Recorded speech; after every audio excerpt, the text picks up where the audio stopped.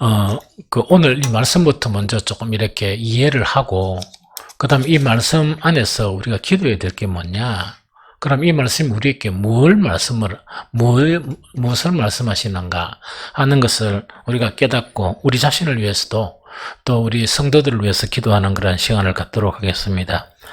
3장 1절에 보면, 사랑하는 자들아, 내가 이제 이 둘째 편지를 너희에게 쓰노니 이야기죠. 그러면서 이 두 편지로 너희의 진실한 마음을 일깨워 생각나게 하여 하는 이야기거든요. 그래서 1절, 2절에서 어떤 내용이 나오는가 하니까, 베드로가 이 베드로 후서를 쓴 목적이 있죠. 그 목적이 뭔가, 그거를 갖다가 이제 추지시키는 거예요. 좀 이해되죠? 그런데 이거를 갖다가 1절과 2절을 이렇게 구분해서 보면, 1절에 보면 이제 일어났죠?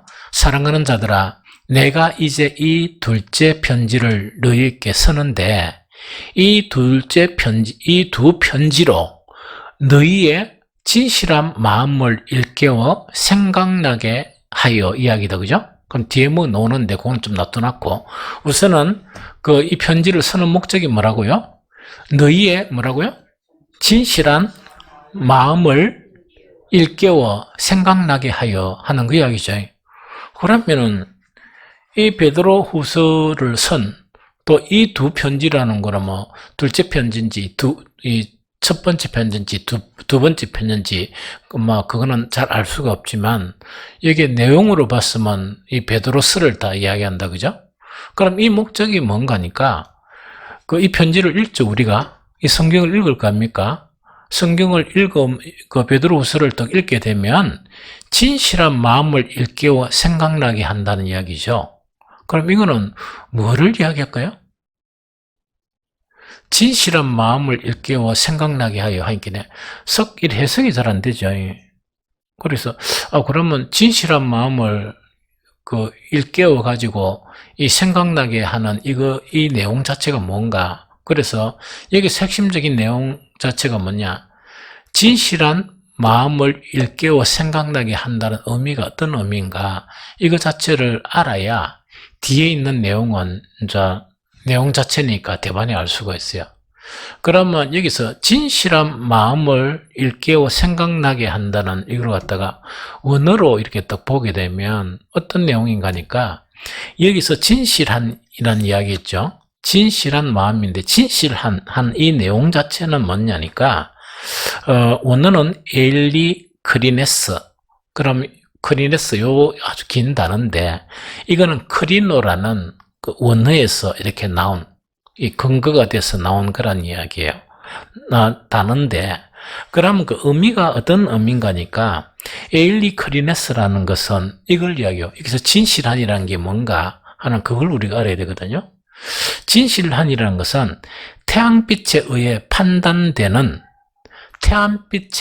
판단되는 그 의미 자체가 진실함의 의미예요.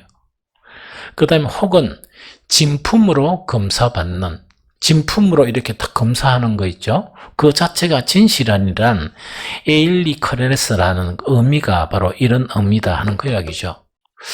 그러다 보니 더 모르겠죠. 그러면 진실한이라는 것은 뭐냐 하니까, 이 진실한 원어 자체는 뭐냐니까 태양빛에 의해서 판단되는, 그 다음에 또 달리 이야기하면 진품으로 검사받는 그 이야기거든요. 그러다 보니까 이게 참 이해가 곤란해요. 그런데 어쨌든 간에 번역한 내용은 진실한 한이라고 번역을 했거든요. 이 의미가 뭔가 그럼 이런 의미예요. 우리 집에 있으면 햇빛이 잘 들어오는 집도 있지만, 햇빛이 보통 창에 통해서 오면 칼라 유리 살 이렇게 하죠. 그럼 되게 어둡잖아요. 옛날에 이제 한 집에 살 때는 뭐 잘한다고 했는지 거기다가 뭡니까? 코팅된 유리 있죠.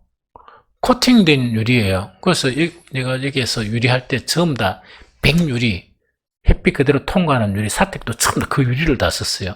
하나는 좀 그거를 안 쓰고. 그럼 햇빛이 고스란히 들어오죠. 진실한으로 이렇게 이제 이 번역이 되어 있지만, 이거는 뭐냐, 어떻게 한단 말인가 하니까, 이거는 뭐냐니까, 그냥 어두운 데서 이래 안 보고 햇빛이 딱 있는데 보니까 다 드러나죠.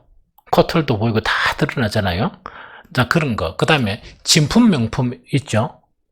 진품 명품 딱 보니까 막 이분들이 막 이래보고 저래보고 해가지고 가짜다 진짜다 이러죠.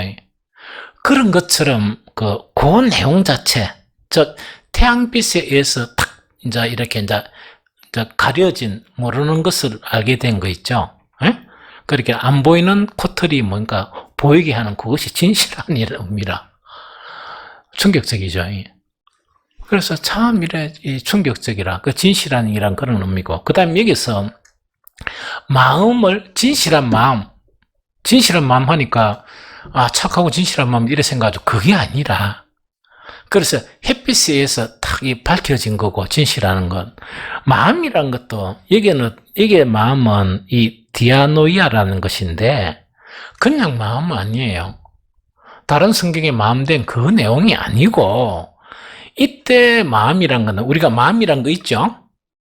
마음 안에 그 어떤 것을 의미하는 거니까 우리가 이제 그냥 마음이 아무런 생각 없이 막 이래 살 때도 마음이 있죠? 그런데 어떤 일이 딱 있으면 그 일에 대해서 골몰하게 생각합니까? 안 합니까? 생각하죠. 고망합니다. 이거 이해됩니까? 그래서 이것을 갖다가 이게서 마음이라는 거는 그냥 일반적인 생각 마음이 아니고 깊은 사고, 깊이 생각하는 거. 그러다 보니까 뭐냐니까 지각이 열리죠. 지각이라는 거는 보통 그냥 생각이나 이런 거 아무런 그 마음 없이 이렇게 보게 되면 못 보는 거야. 못 보는데 깊이 생각을 하다 보니까 왜 됩니까? 딱 지각의 문이 열리죠. 그걸 이야기해요.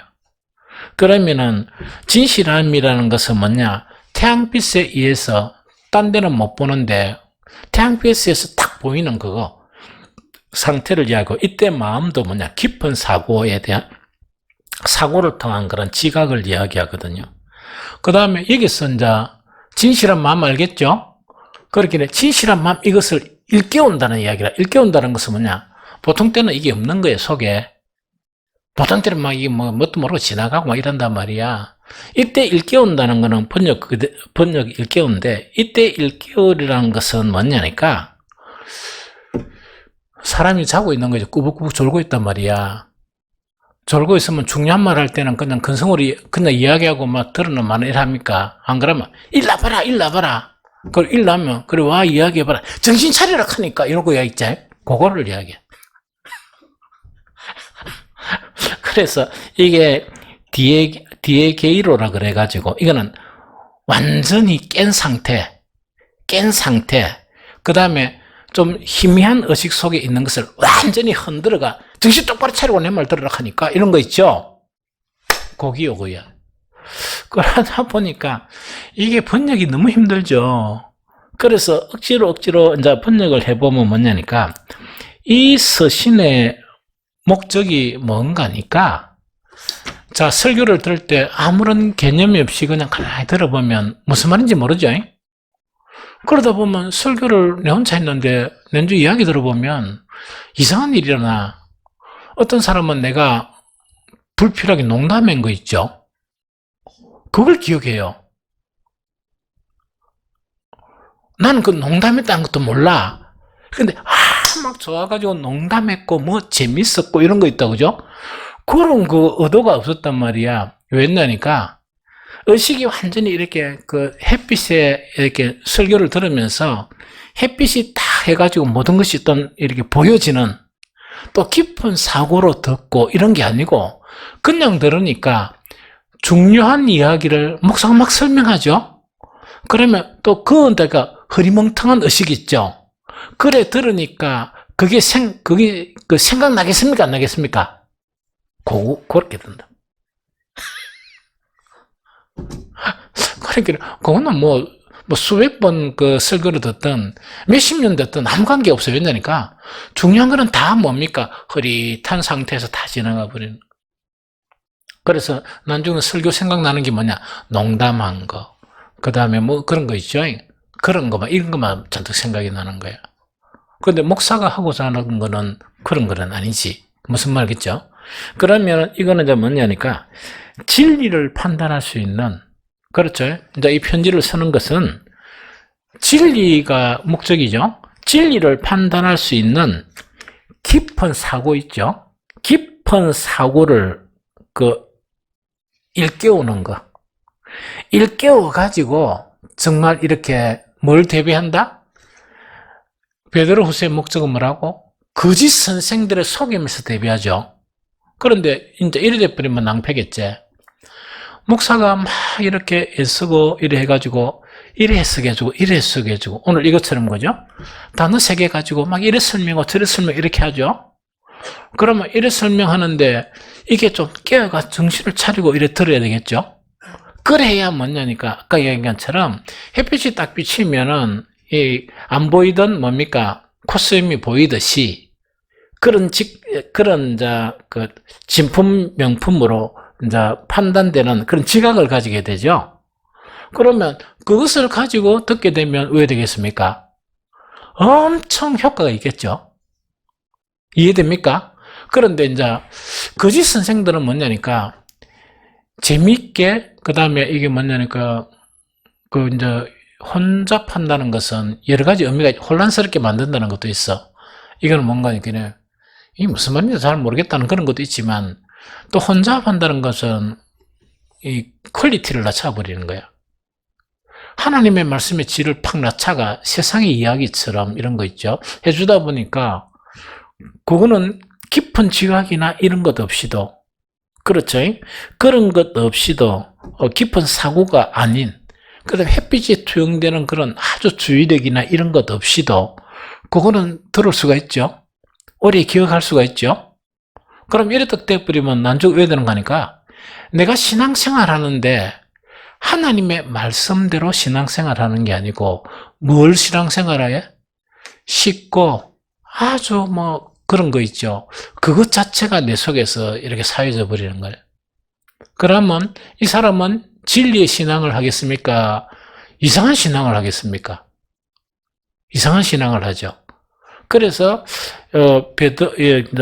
베드로가 목적하는 바는 뭐냐? 그런 게 아니고 정말 이 베드로서를 베드로가 죽기 직전에 쓴 것은 바로 뭔가니까 거짓 선생들이 너무나 난무하다 보니까 정말 이제는 뭐냐니까 정신 좀 탁 차리가 막 끼어서 흔들어 가지고 뭡니까? 햇빛이 딱 비추니까 더 선명하게 보이죠. 이제 그런 것들을 이게 이제 또 잠을 자는 그런 의식, 목록한 의식을 막 깨워가지고 이제 이렇게 알게 하려고 하는 그 자체의 목적이 바로 베드로후서에 쓰인 그런 목적이다 하는 그걸 이야기합니다. 요점 이해되죠? 그래서 그래가지고 이제 3장 1절을 읽어보면 그래도 또 이걸 읽어보면 또 이대로 돌아가 버리겠죠? 사랑하는 자들아, 내가 이제 이 둘째 편지를 너희에게 써노니 이 두 편지로 너희의 진실한 마음을 일깨워 생각나게 하는 거. 이거는 이대로 해석하면 조금 곤란한 문제입니다. 무슨 말이겠습니까? 그러면은 이 생각나게 하기는 생각나게 하는데 어떻게 한다고? 이거는 보통 생각으로서는 이거는 안 되는 거다. 알겠죠? 그래서 어떤 생각이라는 거니까 진품 명품을 이렇게 가려내듯이 아주 주의를 깊게 그 다음에 햇빛이 탁 그냥 어두운 데서 보지 말고 진리의 말씀을 들어야 오해된다고 사고 자체에 고착이 되겠죠. 되면서 거짓 선생들의 이런 속임수에 안 넘어가겠죠. 그렇게 하는 것이 목적이다. 이제 이해 완벽하게 됐죠. 그래서 3장 1절 자체는 번역된 이 내용들을 읽으면 의미가 없어진다. 의미를 잘 모른다는 그 이야기입니다. 그러면은 3장 그다음에 이제 그러면 이제 3장 1절 이제 해석 알겠죠? 이해됩니까? 그러면은 무엇을 생각나게 하는 것이냐? 무엇에 대한 확실한 그런 진리를 구축하기 위해서 하는 것이냐? 하는 것 자체가 베드로후서 3장 2절에서 5절입니다. 요리 하고 난 다음에 2절, 5절을 읽어봅니다. 같이 한번 더 읽어봅니다. 시작. 곧 3장 2절. 곧 거룩한 선지자들이 예언한 말씀과 주 되신 구주께서 너희의 사도들로 말미암아 명하신 것을 기억하게 하려 하노라. 요건 딱 표현하고, 그죠? 두 가지죠. 하나는 뭐냐니까 선지자들이 예언한 예언의 말씀. 이 무슨 말씀입니까? 그게 성경의 말씀이겠죠. 말씀과 주 되신 구주께서, 주 되신 구주라는 건 예수님을 이야기하죠. 예수님께서 너희의 사도들로 말미암아 명하신 것을 뭐라고 확실히 기억을 하고 있어야 되겠죠.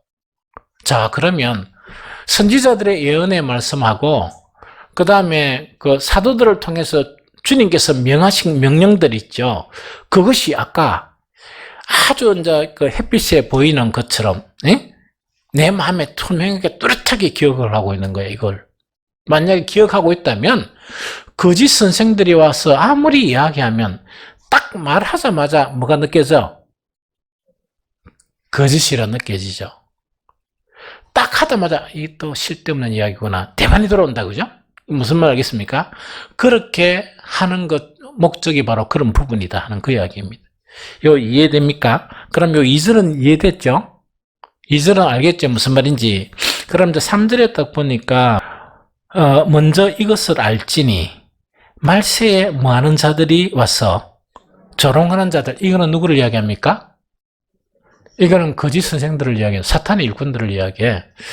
먼저 이것을 알지니 말세에 조롱하는 자들이 와서, 이게 정말 중요하죠. 자기의 정욕을 따라 행하며 조롱하여 이야기다, 그죠? 그러면은 거짓 선생들의 그런 모든 그런 이야기들 자체가 근거가 뭡니까? 그들의 정욕이라. 자, 그럼 이게 사실 중요하죠. 우리는 우리의 정욕과 욕심을 버려야 됩니까? 안 버려야 됩니까? 버려야 되고 십자가에 못 박아야 되죠.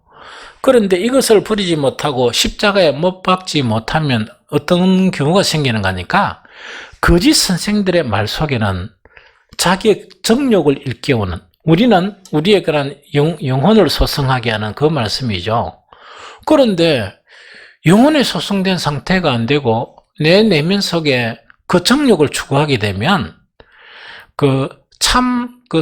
이 사도의 말을 따라가겠습니까? 거짓 선생을 따라가겠습니까? 내가 추구하는 게 정욕이니까 정욕을 따라가 버리지. 이게 참, 이거죠. 그래서 성경에는 뭐냐니까, 정욕, 탐심, 이거는 뭐냐? 우상이라 그랬죠. 그러니까 이게 이제 그만큼 무서운 거란 말이야. 그럼 먼저 이것을 알지니, 말세에 조롱하는 자들이 와서 자기의 무엇을 따라서? 정욕을 따라 행하며 조롱하여. 그 다음 4절을 봅니다. 4절 보니 이르되 주께서 강림하신다는 약속이 어디 있느냐. 조상들이 잔 후로부터 만물이 처음 창조될 때와 같이 그냥 있다 하니 이야기죠.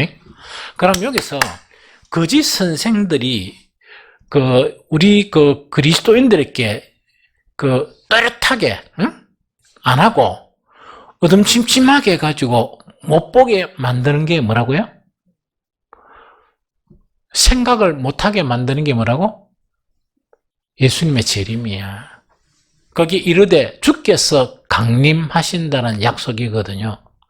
그러면 이거는 뭐냐니까, 옛날에 마라나타 이래가지고 이게 뜨겁게 마라나타 부를 때가 있었다, 그죠?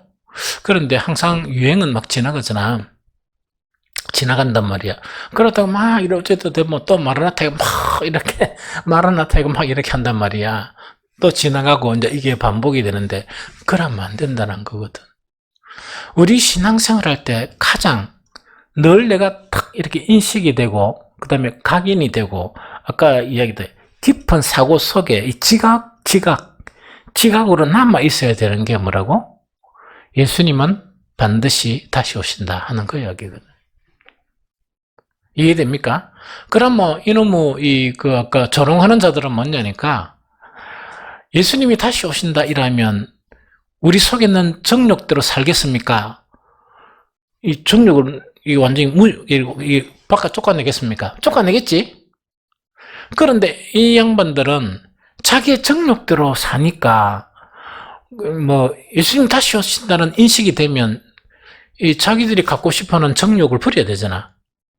추구하는 욕심이나 정욕을 버려야 되죠.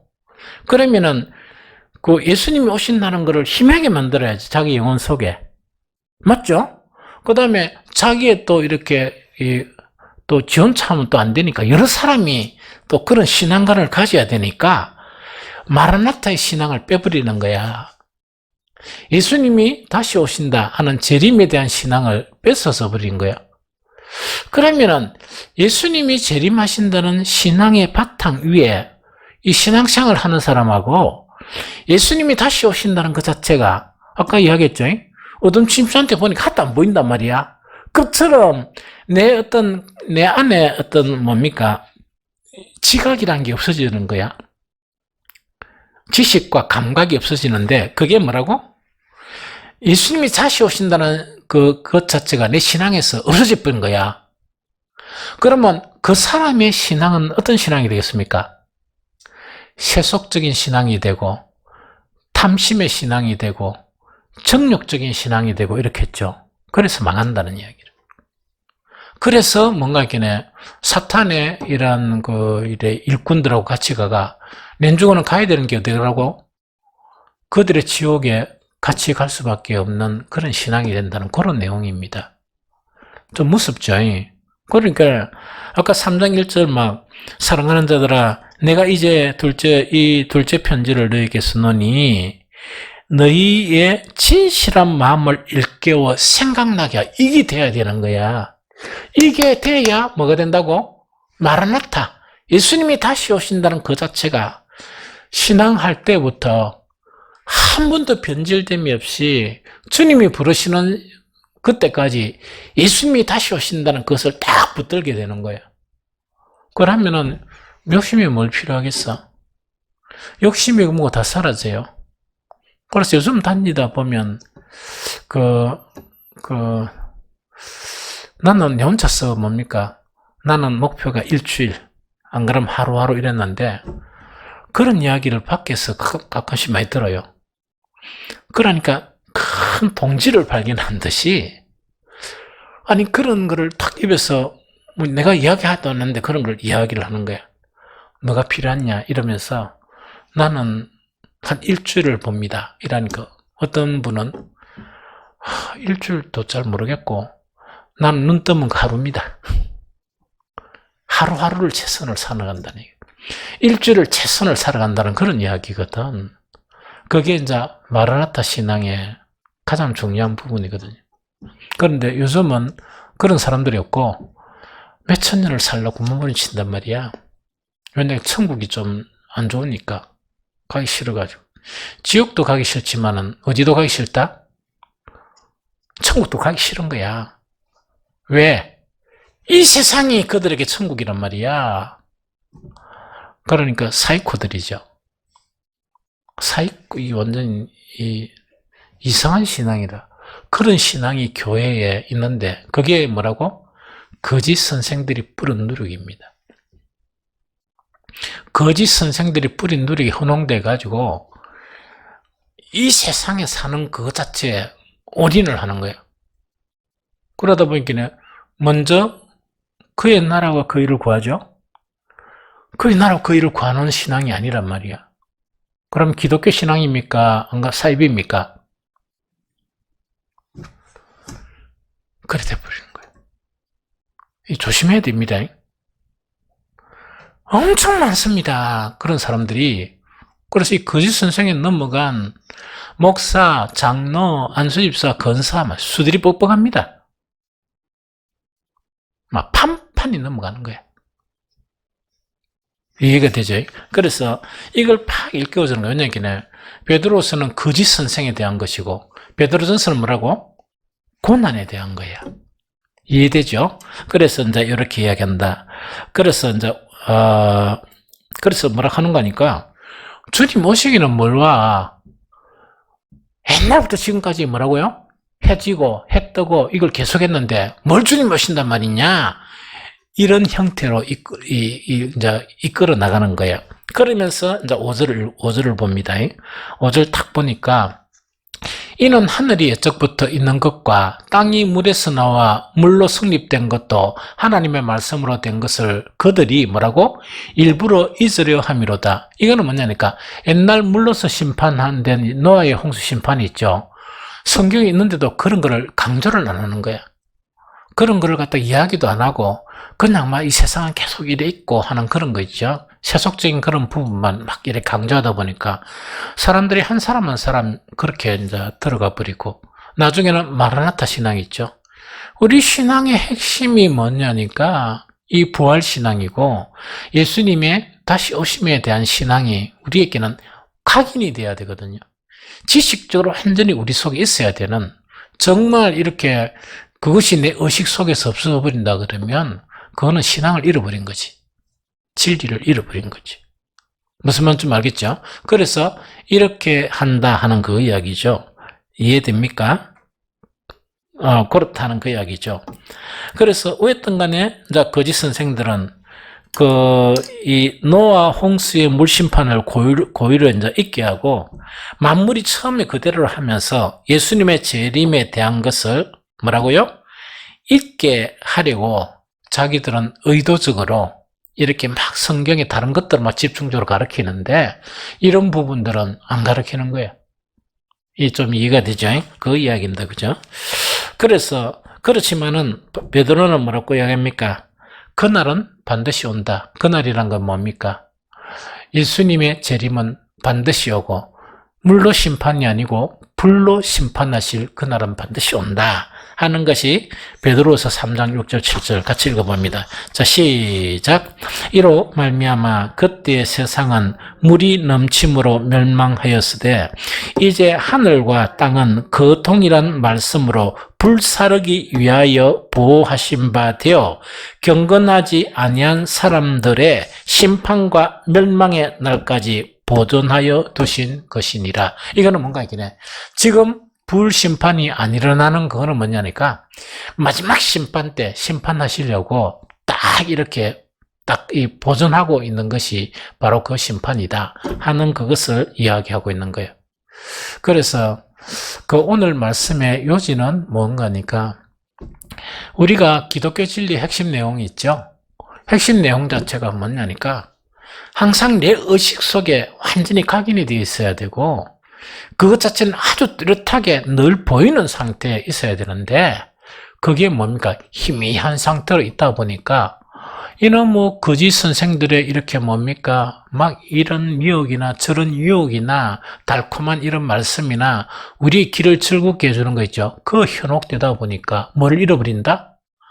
예수 그리스도의 십자가도 잊어버리고 예수님의 부활하심도 잊어버리고 뿐만 아니고 예수님의 다시 오심도 내 신앙생활에 없고 단지 지식적으로는 좀 남아있어. 누가 이야기하면 그거 맞네. 열에 남아있단 말이야. 그건 아니고 내 인식 속에서 이거는 딱 살아있어야 되는 거예요. 이해됩니까? 그것이 살아있도록 하기 위해서 그것 자체가 뭔가 아까 이야기한 진실한 마음을 일깨워 생각나게 하는 그 목적이 바로 그 의미다 하는 그걸 이야기합니다. 이것 좀 이해가 됐습니까? 그래서 혹시 성경에 누가 이야기하면 그거는 맞아요. 그거 기억나요. 이건 안 되고 하루하루 내가 신앙생활하면서 그거는 살아있는 것으로 나한테 나타나야 돼. 그게 뭐냐니까 예수님의 십자가나 예수님의 부활이나 예수님의 다시 오심 있죠. 이런 것에 대한 부분은 늘 살아서 뚜렷하게 있어야만이 거짓 선생들의 헛된 그런 부분에 우리는 현혹되지 않습니다. 좀 이해됩니까? 오늘날 기독교 자체가 뭐냐니까 대한민국 교회에 자꾸 많은 그런 진통을 다 겪고 있거든요. 그러다 보니까 이거는 무엇을 교란하는 거니까 아까 핵심적으로 꼭 알아야 될 내용이 아니고 딴 것을 일하다 보니까 불필요한 것과 싸우는 거야. 불필요한 것 가지고. 그래, 불필요한 거 싸우면서 그렇지, 교회는 이래야 돼야 되고 저래야 되고 이런 거 있죠.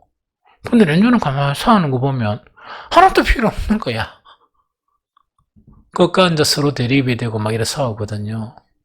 그래서 뭐 그런 부분이 조금 이래 작용하다 보니까 그렇지 되지 않을까 하는 그런 생각도 들어요.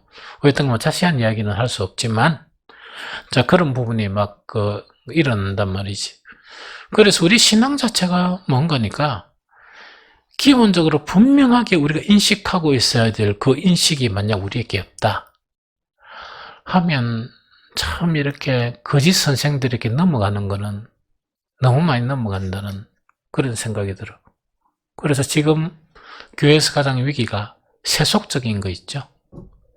천국은 점점 멀어지고 이 세속적인 신앙, 그 다음에 교회 부흥이